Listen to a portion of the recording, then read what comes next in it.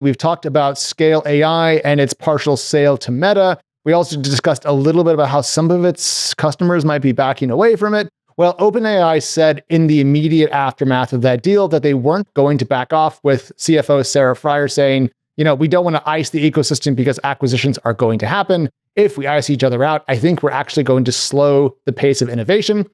That didn't last. According to reporting today, OpenAI is going to move entirely away from Scale AI, which means I believe that this acqui-hire of Scale's founder and some of its technology is going to pretty much kneecap the company. So I guess there's going to be a lot of talent from Scale AI that's available for other companies to hire, but it does seem a little shocking. I don't know about that. Yeah. Okay. It might be that Zuckerberg is so ambitious that he will keep everybody employed and just make his AI the best one. So I think that's what's going on here.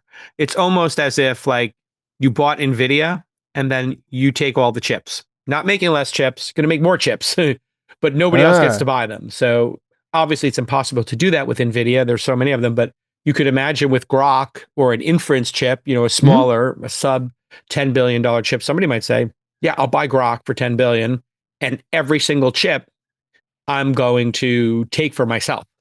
And if we have any left over, maybe we'll sell them. So that could be the situation here. And I suspect it is that Zuckerberg is now taking a meta glasses, metaverse approach to AI, which is I've got the most money and chips outside of Apple maybe and Google.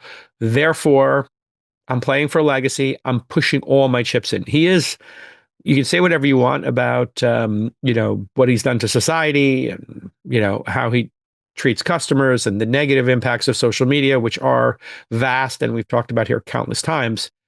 On a business basis, he is a complete berserker, like in the category of fighters. He will copy everybody's innovation and laugh while doing it and do it better than you because he doesn't have to come up with the original idea. He doesn't have to come up with the 3 ideas that don't work to get to the one original idea. He'll just copy whatever your innovations are so fast that your head will spin. And then he has all that free time, since you spend all the time doing the product discovery and product market fit work, he can just keep polishing your innovation. Then, if there is a possibility that there is a disruptive technology, and he made a mistake. Meta and VR did not disrupt anything about social media. Zero. Had zero impact. None. So he made a colossal mistake and burned $50 billion. It doesn't matter. That would be like me, betting $50,000 or you betting $5,000. It's like, okay, it stings, but who cares? On to the next, right? You can make another $5,000 bet. I can make another $50,000 bet. He can make another $50 billion bet. He's playing with a different chip stack. The end, And I was playing low stakes poker the last 2 nights. My VPIP was 100%. I played every hand, and I told everybody, I'm playing every hand. I won 3 pots last night, 3-6 off, 8-4 off, King 7 off. In 8-4, I got 2 pair on the turn after everybody was racing into an ace on the thing. The other 2, I hit trips as well. Nobody could ever imagine that somebody would be playing a 3 for $150 for $50 pre-flop or $100 pre-flop. Who plays 3-6? Who plays 8-4? It's just not in the thing. My friend Alan Keating, who I play with, or Stanley Tang from DoorDash, they have adopted this style because they have very big chip stacks. They do that in high stakes poker. When you watch that Triton and stuff like that. So this is an analogy that's important. If you have a big chip stack, you're a founder and you want to really be disruptive, go all in. And play a lot of hands. You're playing a lot of hands and you're putting max pressure on the industry.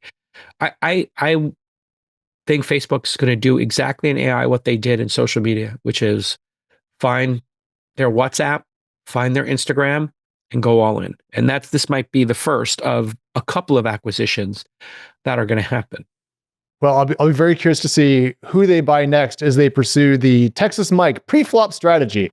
And if you don't get the poker references, well, that probably means you're going outside too much and touching way too much grass. So Get back to your computer.